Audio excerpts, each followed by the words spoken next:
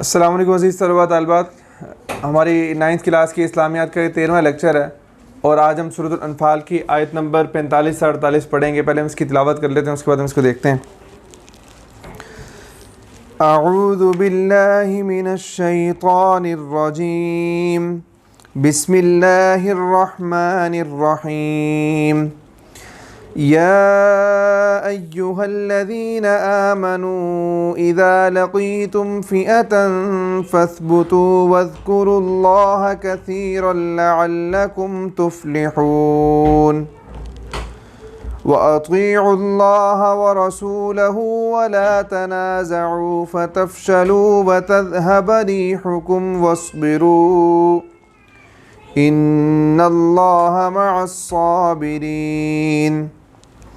ولا تكونوا كالذين خرجوا من ديارهم بطرا ورئاء الناس ويصدون عن سبيل الله والله بما يعملون محيط وَإِذْ زَيَّنَ لَهُمُ الشَّيْطَانُ أَعْمَالَهُمْ وَقَالَ لَا غَالِبَ لَكُمُ الْيَوْمَ مِنَ النَّاسِ وَإِنِّي جَارٌ لَكُمْ فَلَمَّا تَرَاءَتِ الْفِئَتَانِ نَكَصَ عَلَى عَقِبَيْهِ وَقَالَ إِنِّي بَرِيءٌ مِّنكُمْ إِنِّي أَرَى مَا لَا تَرَوْنَ إِنِّي أَرَى مَا لَا تَرَوْنَ إِنِّي أَخَافُ اللَّهَ وَاللَّهُ شَدِيدُ الْعِقَابِ صدق اللہ العظیم۔ یا ایھا الذین آمنوا، اے ایمان والو، اذا لقیتم فئۃ فاثبتوا، جب تمہارا مقابلہ کسی جماعت سے ہو تو فاثبتوا، تو پہلا کام یہ کرو کہ تم ثابت قدم رہو۔ واذکروا اللہ کثیرا لعلکم تفلحون، واذکروا اللہ کثیرا، اور دوسرا کام یہ کرو کہ اللہ کا ذکر کثرت سے کرو۔ اس کا فائدہ کیا ہوگا؟ لعلکم تفلحون، تاکہ تم فلاح پا جاؤ، کامیاب ہو جاؤ۔ اور وَأَطِيعُوا اللَّهَ وَرَسُولَهُ، اور اللہ اور اس کے رسول کی اطاعت کرو۔ وَلَا تَنَازَعُوا، اور آپس میں جھگڑا نہ کرو۔ فَتَفْشَلُوا، کہ اگر ایسا کرو گے تو تم بزدل ہو جاؤ گے۔ وَتَذْهَبَ رِيحُكُمْ، اور تمہاری جو ہے ہوا تمہاری چلی جائے، اکھڑ جائے گی۔ مطلب یہ کہ تمہاری جو عزت ہے اور جو تمہارا جو وہ وقار جو ہے وہ تمہارا چلا جائے گا، اور یعنی کہ تمہاری ثابت قدمی جو ہے وہ ختم ہو جائے گی۔ وَاصْبِرُوا، اور صبر سے کام لو۔ إِنَّ اللَّهَ مَعَ الصَّابِرِينَ، بے شک اللہ تعالیٰ صبر کرنے والوں کے ساتھ ہے۔ وَلَا تَكُونُوا، اور تم ان لوگوں کی طرح نہ ہو جاؤ، كَالَّذِينَ خَرَجُوا مِن دِيَارِهِمْ، کہ جو نکلے اپنے گھروں سے، بَطَرًا وَرِئَاءَ النَّاسِ، کہ اتراتے ہوئے اور وَرِئَاءَ النَّاسِ، لوگوں کو دکھانے کے لیے، وَيَصُدُّونَ عَن سَبِيلِ اللَّهِ، اور وہ اللہ تعالیٰ کے راستے سے روکتے ہیں۔ وَاللَّهُ بِمَا يَعْمَلُونَ مُحِيطٌ، اور اللہ پاک ان کے اعمال کا احاطہ کیے ہوئے، احاطہ کرنے والا ہے۔ غزوہ بدر کی جو واقعات ہیں وہی چل رہے ہیں سورۃ الانفال کے اندر، اسی کی طرف اللہ تعالیٰ نے بہت سارے احکامات نازل فرمائے۔ تو ان آیات کے پس منظر جو ہے وہ تو غزوہ بدر کے واقعات ہیں، لیکن یہ جو حکم اللہ تعالیٰ نے ان آیات کے اندر دیا، جو پہلی آیت کے اندر خاص طور پر حکم دیا، یہ ہر وقت کے لیے ہے، کیونکہ قرآن پاک جو ہے وہ قیامت تک کے لیے اللہ تعالیٰ نے کتاب نازل فرمائی ہدایت کے لیے۔ تو پہلی بات فرمائی کہ جب تمہارا کسی جماعت کے ساتھ مقابلہ ہو، یعنی میدان جنگ کے آداب بیان فرما رہے ہیں اللہ پاک، کہ جب جنگ کسی کے ساتھ ہو، کسی دشمن کے ساتھ آمنا سامنا ہو، تو پہلا کام یہ کرنا ہے کہ ثابت قدم رہو۔ کہ فَاثْبُتُوا، ثابت قدم رہنے کا کیا مطلب؟ ایک تو دل کو باندھ کر رکھو، یعنی کہ دل کے حساب سے بھی، دل میں بھی ثابت قدمی ہو، اور اپنے جو ہے وہ قدموں کے اندر بھی انسان اپنے جسم سے کے حساب سے بھی ثابت قدم رہے۔ لیکن سب سے پہلے یہ کہ ہمت اپنی باندھ لو، دل کو مضبوط کر لو، کیونکہ جب دل مضبوط ہو جاتا ہے تو پھر انسان جو ہے خود بخود جم جاتا ہے، اس کے اعضاء جو ہے دل کے تابع ہوتے ہیں، تو جب دل مضبوط ہو گیا تو جسم کے اعضاء بھی ویسے ہی اسی کی طرح کام کریں گے۔ تو فرمایا کہ میدان جنگ کے اندر جب تم ہو تو پہلا کام یہ کرو کہ ثابت قدم ہو جاؤ اور اپنے دل کو ہمت اپنی باندھ لو اور بزدلی اختیار نہ کرو، اور دوسرا یہ کرو کہ وذکروا اللہ کثیرا، کہ اللہ تعالیٰ کا ذکر جو ہے وہ کثرت سے کرو۔ جب جنگ کے میدان کے اندر نفسا نفسی کا عالم ہوتا ہے، جب جو ہے ہم ذرا تصور کریں کہ دشمن بالکل آمنے سامنے ہو اور تلواریں چل رہی ہوں، اور یا جو ہے آج کل کے دور کے اندر گولیوں کی بوچھاڑ ہو اور اس میں جو ہے بم وغیرہ پھینکے جا رہے ہوں، تو اس وقت آدمی کتنا محتاط اور کتنا چوکنا ہوتا ہے کہ اس کو آس پاس کی اور کسی قسم کی چیز کا خیال نہیں آتا۔ اس کو یہ خیال نہیں آتا کہ میں نے کھانا کیا ہے، اس کو یہ خیال نہیں آتا ہے میں نے آگے چیزیں خریدنی ہے، میں نے کوئی شاپنگ کرنی ہے، اس طرح کی کوئی بات ذہن میں نہیں آتی۔ بس ایک بہت ہی زیادہ ان کے محتاط ہو کر اور ہر طرف سے ان کے ہر چیزوں کے خیال، تمام چیزوں کے خیال کو دل سے نکال کر آدمی جو ہے وہ جان کو اپنی ہتھیلی پر رکھ کے لڑ رہا ہوتا ہے۔ یہ کیفیت ہوتی ہے میدان جنگ کی۔ تو اب اس کے اندر زمانہ جاہلیت کے اندر یہ ہوتا تھا کہ عرب کے جو پرانے جو شاعروں کے اشعار ہوتے تھے وہ یہ کہتے تھے کہ وہ اس چیز کو بڑا فخر محسوس کرتے تھے کہ ہم جو ہے کسی اپنے اشعار کے اندر کہتے تھے کہ دیکھو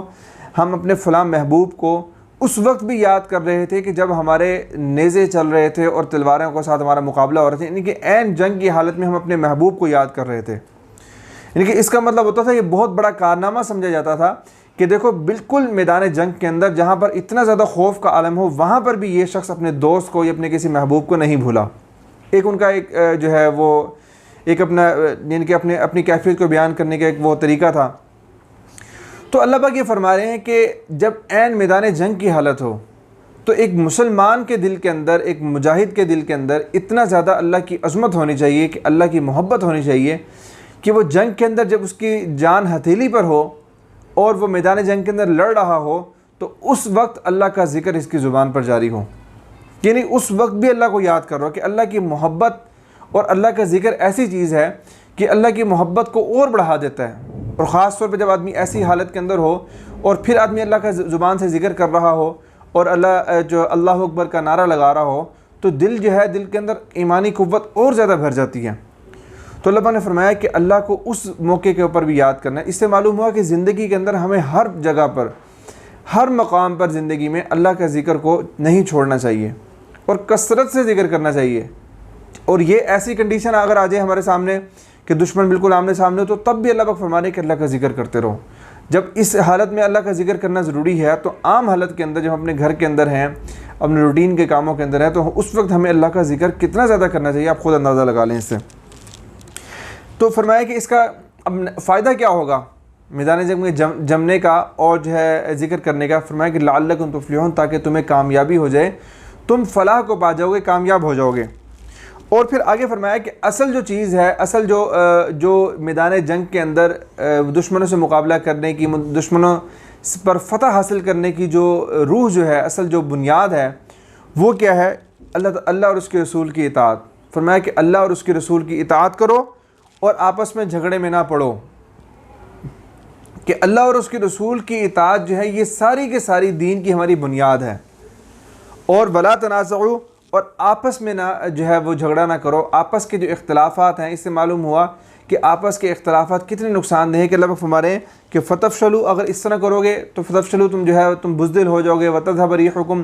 اور تمہاری ہوا اکھڑ جائے گی۔ مطلب یہ کہ تم جو ہے تمہاری جو استقامت ہے، تمہارے اندر کمزوری پیدا ہو جائے گی۔ کہ یہ کب ہوگا؟ کہ جب آپس کے اندر تم اختلاف کرنے لگو گے۔ اب دیکھیں اس کا تعلق میدان جنگ سے بھی ہے، ہماری زندگی سے بھی ہے، کہ ہم آپس میں مسلمان جب تک متحد نہیں ہوں گے، آپس کے اندر اختلافات کرتے رہیں گے، لڑائیاں کرتے رہیں گے، ایک دوسرے کو برا بھلا کہتے رہیں گے،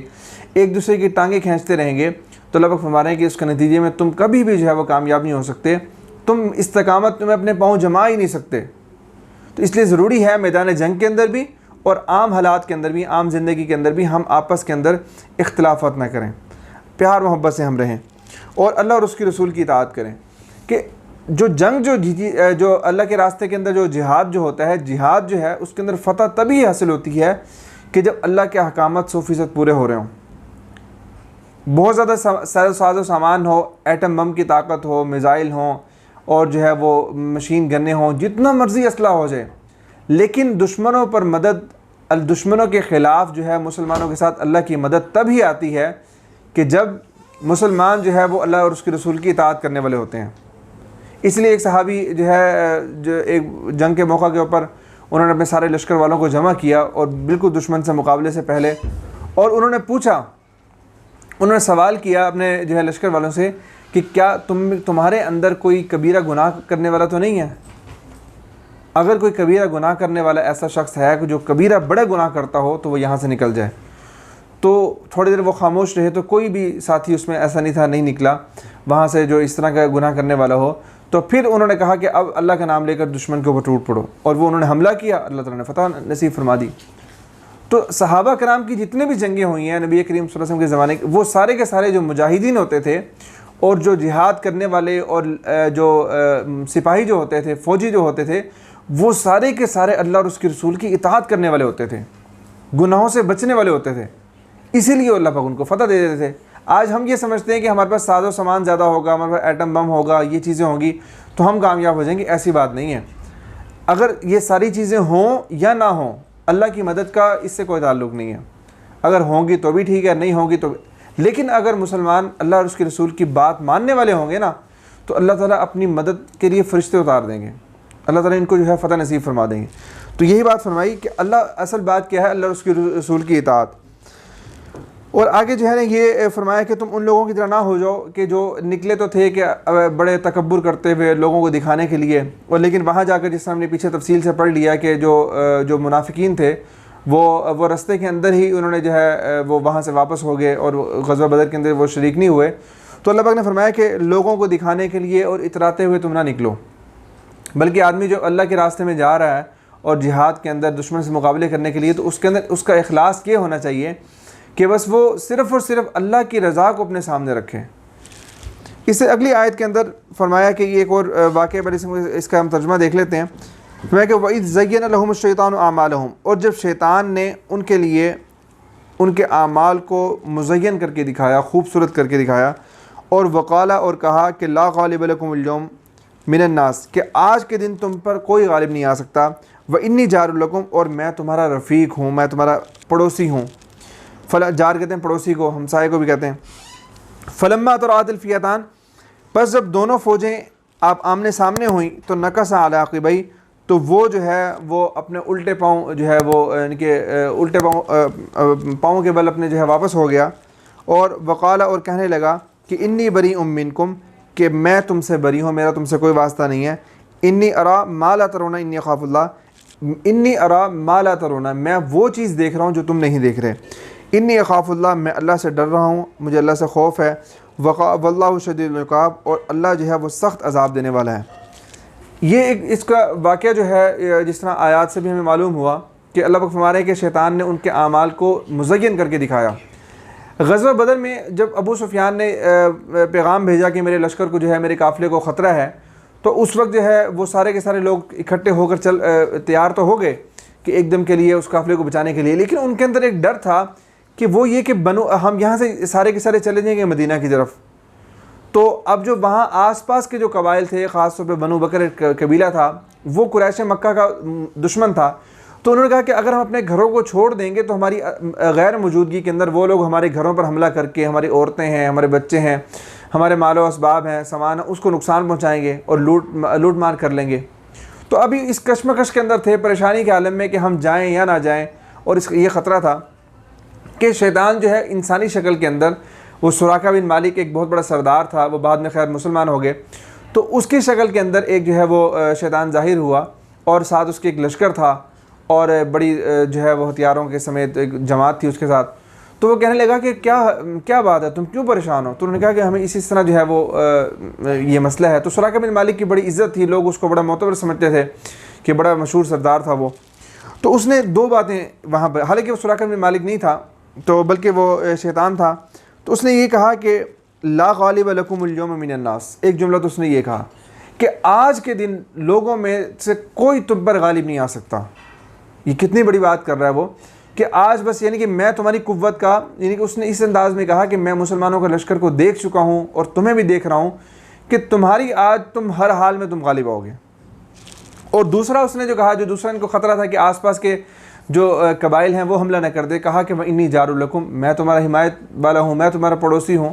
میں تمہارا مددگار ہوں، تم اس بارے میں پریشان ہی نہ ہو۔ تو یہ دو باتیں جب اس نے کہیں اور ان کو یقین دلایا کہ تم جو ہے بس تم میدان جنگ کے اندر کود پڑو، تو یہ سارے کے سارے جو ہے وہ خود بھی اپنے لشکر کے ساتھ، اپنی جماعت کے ساتھ ان کے ساتھ شامل ہو گیا۔ اور جب غزوہ بدر کے اندر جب اللہ تعالیٰ نے فرشتوں کے لشکر کو بھیجا اور جب جنگ ہوئی تو فرشتوں کے لشکر کو دیکھ کر اس نے یہ کہا کہ انی ارا ما لا ترون انی اخاف اللہ۔ اور جب دیکھا نا اس نے فرشتوں کو ڈرتے ہوئے، تو شیطان تھا، شیطان جو ہے وہ پہلے وہ اللہ تعالیٰ نے اس کو جو اصل کے اعتبار سے وہ جن ہے، پھر فرشتوں کے اندر وہ رہا، تو وہ تو پہچانتا تھا فرشتوں کو، تو اس نے کہا کہ انی ارا ما لا ترون، میں وہ دیکھ رہا ہوں جو تم نہیں دیکھ رہے۔ اور بلکہ روایت میں آتا ہے کہ اس نے ایک آدمی کا ہاتھ پکڑا ہوا تھا جس وقت فرشتے نازل ہوئے، تو اس نے ہاتھ چھڑا کر بھاگنا چاہا، تو اس آدمی نے کہا کہ تم کہاں جاتے ہو، تم تو ہمارے ساتھ ہو۔ تو اس نے کہا کہ نہیں، انی ارا ما لا ترون انی اخاف اللہ، کہ میں وہ دیکھ رہا ہوں جو تم نہیں دیکھ رہے، مجھے اللہ سے ڈر لگ رہا ہے۔ اب اللہ سے خوف کرنا، ایک مسلمان اللہ سے ڈرتا ہے، لیکن اللہ کا خوف اس کو اللہ کی طاقت کا اس کو اندازہ تھا، باوجود اس کے کہ اللہ کی مخالفت پر اترا ہوا ہے وہ، لیکن اللہ کی طاقت کا تو اس کو اندازہ ہے نا۔ تو وہاں سے وہ ڈر کر بھاگا اور اپنے سارے لشکر کو لے کے بھاگا۔ ان لوگوں نے جو ہے وہ دیکھا، تو پھر ابو جہل کے لیے یہ سنبھالنا لوگوں کو مشکل ہو گیا۔ اس نے خیر ان کو ہمت دلائی اور اس نے جب جنگ ہوتی رہی، بالآخر ان کو جو ہے وہ شکست ہوئی، تو وہاں سے وہ بھاگ کر نکل گیا۔ تو پھر جب وہاں مدینہ میں جب مکہ میں واپس پہنچے تو انہوں نے سراقہ بن مالک سے ملے اور اس کو کہا کہ تمہیں شرم دلائے کہ تمہیں جو ہے اتنے تم بیوقوف انسان ہو کہ تم نے ہمیں سب کو مروا دیا، اور جو ہے تم نے یہ۔ تو وہ سراقہ بن مالک کہنے لگا کہ میں تو تمہارے سے بات، مطلب مجھے تو پتہ ہی اب لگ رہا ہے کہ تم جنگ سے واپس آئے ہو، میں تو یہاں پر تھا اپنے گھر میں، مجھے تو پتہ بھی نہیں ہے کہ تمہارے ساتھ کیا ہوا ہے۔ تو پھر ان کو ہوا کہ یہ ہمارے ساتھ کیا معاملہ ہو گیا۔ سراقہ بن مالک کہتا ہے کہ میں تمہارے ساتھ گیا نہیں ہوں، تو جو ہمارے ساتھ گیا تھا وہ کون تھا؟ تو یہ اللہ فرمانے کا وَإِذْ زَيَّنَ لَهُمُ الشَّيْطَانُ أَعْمَالَهُمْ، اللہ کے شیطان نے ان کے اعمال کو مزین کر کے دکھایا اور ان کو ہمت دلائی، اور پھر فلما تراءت الفئتان، بس جب لشکر آمنے سامنے ہو گئے اس وقت جو ہے وہ ان کا ہاتھ چھوڑ کر بھاگ گیا ان کا جو ہے، اور اس نے یہ کہا کہ انی بریء منکم، کہ میں جو ہے وہ تم سے جو ہے وہ بری ہوں۔ اور شیطان کا یہ جو اللہ تعالیٰ نے اس آیت کے اندر بیان فرمایا ہے، اور آیات کے اندر بھی اللہ پاک نے اس کو بیان فرمایا کہ شیطان کا یہی طریقہ کار ہے کہ انسان کو وہ گناہ کے اوپر ابھارتا ہے۔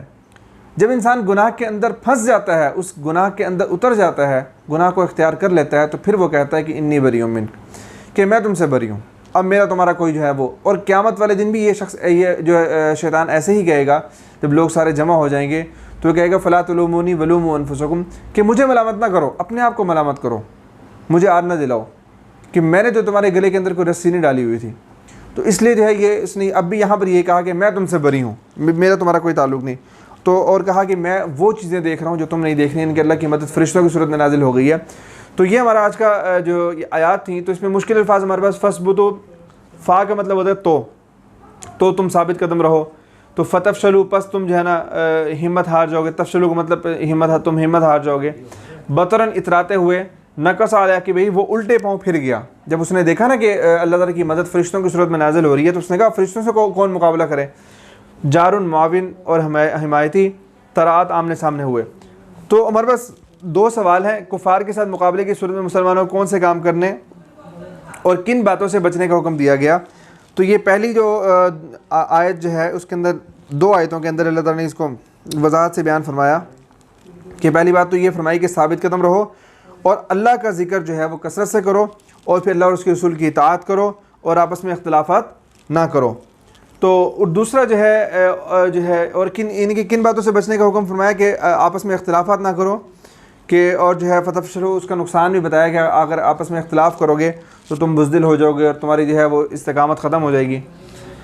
پھر دوسرا سوال ہے ہمارے پاس کہ غزوہ بدر میں مسلمانوں کی نصرت کی نازل ہونے والے فرشتوں کو دیکھ کر شیطان کا کیا رد عمل تھا۔ تو نقص علی عقبیہ، کہ شیطان کا یہ رد عمل تھا کہ شیطان جو ہے وہ کہنے لگا کہ میں تم سے بری ہوں، میں تمہیں اب چھوڑ کر جاتا ہوں، وہاں سے بھاگ گیا۔ تو یہ ہمارا آج کا لیکچر تھا،